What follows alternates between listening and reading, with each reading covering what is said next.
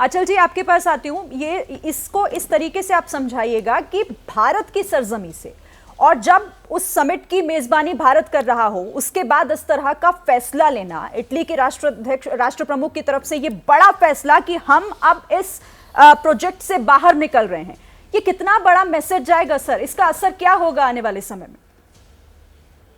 देखिए, आज जो ये फैसला लिया गया एक कंटिन्यूअस प्रोसेस है, उसका रिजल्ट है। जब बीआरआई फ्लोट हुआ था तो उस समय इसके पीछे जो चाइना की भावना शायद उतनी खुल के नहीं आई थी। ऐसा लगा था कि बहुत ही बहुत ही एम्बिशियस एक प्रोजेक्ट है जो वर्ल्ड कनेक्टिविटी को ध्यान में रख के किया जा रहा है। लेकिन जब धीरे धीरे इसकी परतें खुलने लगी, ये बात समझ में आने लगी कि इसका जो असली मकसद तो एक ही है, सिर्फ चाइना और सिर्फ चाइना को बेनिफिट करना। और इसके चलते हुए, जैसा कि जनरल साहब ने भी बताया, छोटी बड़ी कंट्रीज को एनस्लेव करना, उन्हें उनका आर्थिक रूप से अपना गुलाम बनाना, और जब वो पे नहीं कर पाए तो फिर उसकी जो है एसेट्स एक्वायर कर लेना। श्रीलंका का एग्जाम्पल है, पोर्ट्स है, वहाँ के एयरपोर्ट है। तो जब, और उसके बाद जब कोविड, खासतौर से जब कोविड के बाद तो एंटी चाइना सेंटीमेंट बना, और उसमें ये रियलाइजेशन हुई पूरे विश्व को, अमेरिका, यूरोप को, कि सालों साल तक उन्होंने चाइना को गले लगाकर उसे मैन्युफैक्चरिंग हब, दुनिया की मैन्युफैक्चरिंग फैक्ट्री बना दिया है। और अब चाइना उस पोजीशन में है कि अगर वो supply chains, global value chains में अगर रुकावट डाल दे तो पूरी दुनिया पे उसका असर हो सकता है। और इसके चलते हुए तभी से रियलाइजेशन हुई।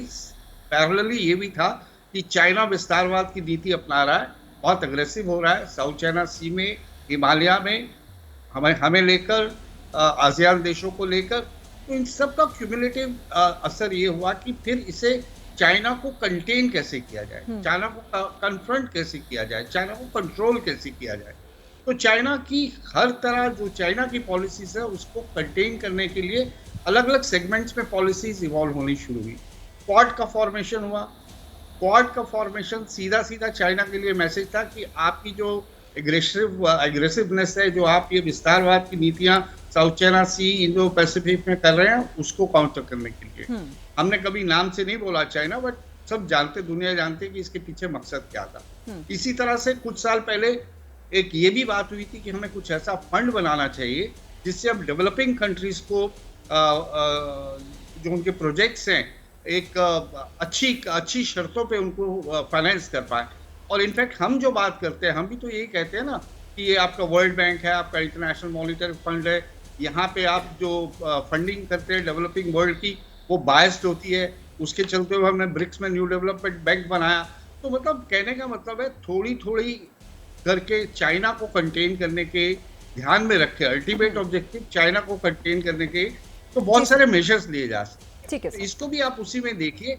जब इटली ने ज्वाइन किया था तो उस समय जो उनके प्रधानमंत्री थे वो टोटली चाइना प्रो चाइनीज, वो चाइना की गोद में गिरे हुए थे। तो बहुत लोग हैरान हुए थे कि यूरोप की एक इतनी बड़ी कंट्री जो है कैसे चाइना के ट्रैप में जा रही है। बट अब सबको उसको भी रियलाइजेशन हुई है कि अगर G7 का पार्ट रहना है, अल्टीमेटली अगर उसे यूरोप से एसोसिएट करना है, यूरोपियन यूनियन के साथ रहना है, तो उसे अपने इंटरेस्ट भी देखने हैं और अपनी उस ग्रुपिंग के इंटरेस्ट भी देखने हैं। तो आई थिंक G20 और इंडिया के हमारी सॉइल पे इससे बढ़िया कोई और मौका हो नहीं सकता था कि इसे साथ ही साथ जैसे ये MOU हुआ, चाइना के लिए मैसेज सभी देना चाहते थे। आपकी बात पर गौरी जी शायद कुछ ऐड करना चाह रही हैं, एक बार उनको भी सुन लेते हैं। जैसे ही घड़ी का काटा दोपहर 2:30 पे आए, बबीता जी का दिल सास बहू साजिश के लिए मचल जाए। और ये है इनकी बहू, पूरे दिन ऑफिस की टेंशन हो जाए गॉन जब ये करें अपना फेवरेट शो फ्री टाइम पे ऑन। इनकी तरह आप भी देखिए अपना फेवरेट शो अपने टाइम पर और डाउनलोड कीजिए ABP लाइव ऐप अपने स्मार्ट टीवी पर।